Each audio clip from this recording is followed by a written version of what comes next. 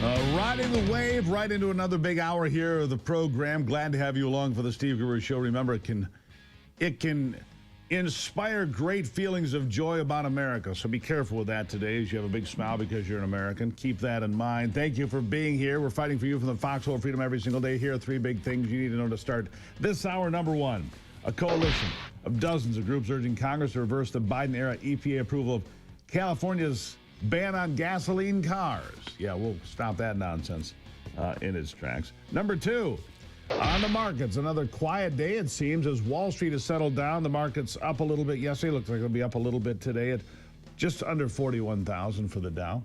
And number three, too fast, good, great, remarkable. How would you score the first 100 days of President Trump's second term? That was the theme, by the way, in Macomb County, Michigan yesterday with the rally in Warren, Macomb Community College. It was quite an event, very festive. I was there on hand, as you probably know. It was a big crowd and a lot of energy and very positive and cheering for the president as he ran through the list of achievements, talked about what he's going to do next. But before he got there, he stopped at Selfridge Air Force Base to say, listen, we're bringing those F-15s you've wanted for so long. We're bringing them here. We're going to beef up this facility at this Air National Guard station, Selfridge, here in Michigan. Governor Whitmer was there. And just a few days ago, you know, she was in the Oval Office and she hid. She hid. Or is it more like this, I guess? Well, this time she got called to the stage again, unexpectedly again. She took it a bit better. Here it is.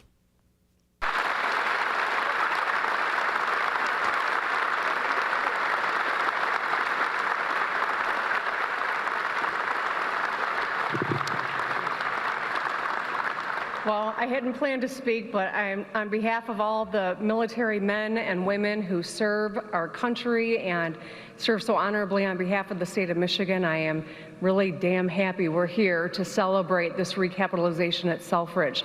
It's crucial for the Michigan economy. It's crucial for the men and women here, for our homeland security and our future. So thank you. I'm so grateful that this announcement was made today, and I appreciate all the work. Thank you. Let me correct that for you, Governor. Let me correct that for you. Thank you, Mr. President. She meant to say that at the end. She obviously forgot to thank you, Mr. President, for doing all of this and making this possible. I'll correct that for the governor. Clearly, she wants to run for president. There's no question about it, but it seems that her political stock has taken quite a hit over the last few weeks. We'll see where it ends up. Michigan going to Donald Trump in November did not help her. Of course, if Michigan had gone blue in November, she'd be in a much stronger position. Of course, the same is true for Josh Shapiro over in Pennsylvania. So the president, a very busy day. He was in Washington. He did a sit-down interview with ABC News, then went to Selfridge, then went to the rally in Warren. Man, this guy is 78 years old. I get up this morning, and I'm thinking to myself in the shower as I get up, and we get up early here. We don't be, you know, the alarm goes off before 5. And I'm thinking, how does he do it? You know, he's 20 years older than I am, or almost, close enough. And he just goes, doesn't drink, doesn't smoke, eats Big Macs and Diet Cokes and chugs along. Anyhow, on ABC News from Terry Moran, we get this clip.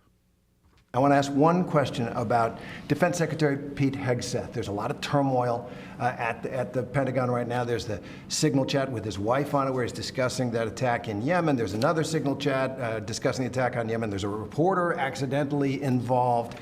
You said the other day that you had a talk with the secretary. Did you take him to the woodshed? I had a talk with him, and whatever I said, I probably wouldn't be inclined to tell you. But we had a good talk. He's a talented guy. He's young, he's smart, highly educated, and I think he's going to be a very good defense, hopefully a great defense secretary, but he'll be a very good defense secretary. You have 100% confidence in I Pete don't have Hegseth. 100% confidence in anything, okay? Anything. Do I have 100%? It's a stupid question. Look.